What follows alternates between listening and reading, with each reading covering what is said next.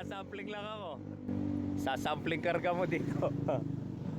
Alalaki na daw to eh. Dito lang sa likod ng mga bahay. Nandito po yung vlogger na si Kabalag din. Ayan o, kaibigan natin yan, kamag-anak pa. Ayaw ata pahuli dahil naka-float pa yung isda natin.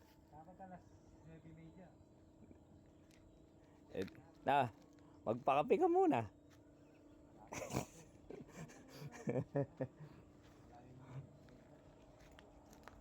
Wala tayo magpakape ka muna, pre.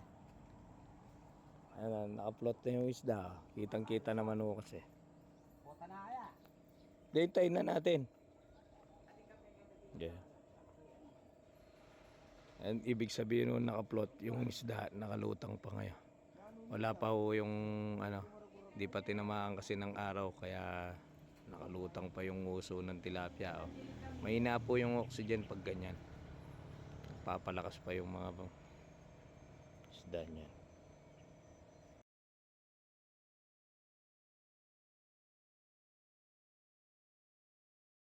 Lagis lang po yan, hindi naman po yan.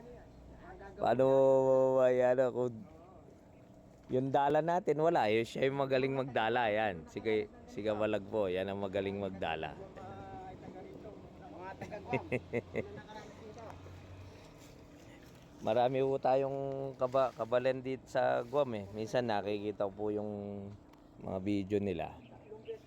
Mag-ingat po kayo dyan. Mga sisipag kayong kababayan namin. Dyan sa Guam, mabi nga. Halos marami tamong kabaryo sa Guam, no? Baryo po na San Agustin, marami yan. Ikaw, pagbigyan mo yung sarili mo na makapunta rin, pre. Kasi balak kong mag-Guamata ni paring Reden eh.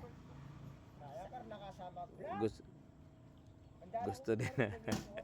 Alam nyo po ba maraming nagbablog na dito sa Pilipinas. Lahat na may cellphone minsan, pwede na Pero maganda naman po yan, memories yan sa buhay natin. Yan pare yung page mo, ano ba yung page mo? Gulay ni Ina. Gulay ni Ina. Talaga magbubukid ang bukirin ng content ni paring dito. Nga. Ito, balak din pumunta ng Guam ito eh. Iiwan yung Pinas eh.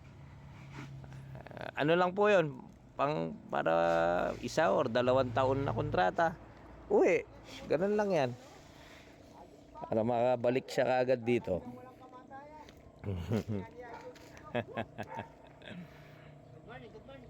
Ayan. Yan, gumalaw na. Kanina po naka-float. Ngayon, lumapit na sila sa atin.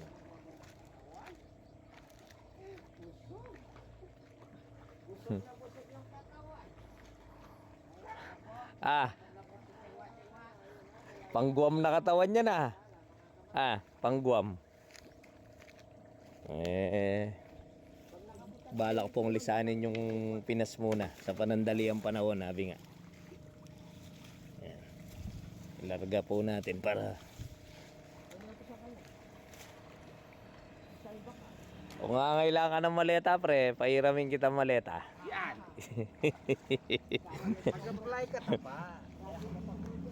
Sure yan, basta dedikado kang makapag ibang bansa, ayusin mo lang mga papeles mo.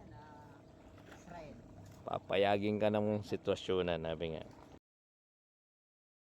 Tulos mo na lahat, par. Yan, pwede nang bawasan. Meron na rin apatan, meron na rin siya. Yan, pare, dito. Tagalan mo na rin. Ang tala. Malagune. Tini ang apatan, pare, auta. Malagula. Kailangan na talaga mo kawasan.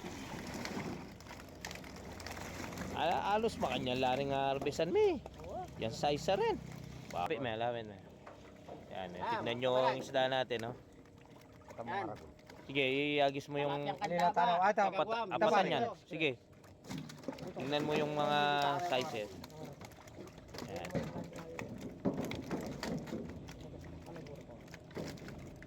Yan. Kilatis na walang mintis, sabi nga. Pare po tanga chulag yung fish cage panit chanan mula nga bono ne kumislap no naman kanito. Chupa kayo. Tin. Schedule pala pa yan eh. Di ka na. Tiraan ko bukas din. Di pota mo. Pota mo lumawi na kang tulos. Ayan. Kailangan madaliin natin siya para bukas nakareglo na yung harvest. Ganyan lang yan.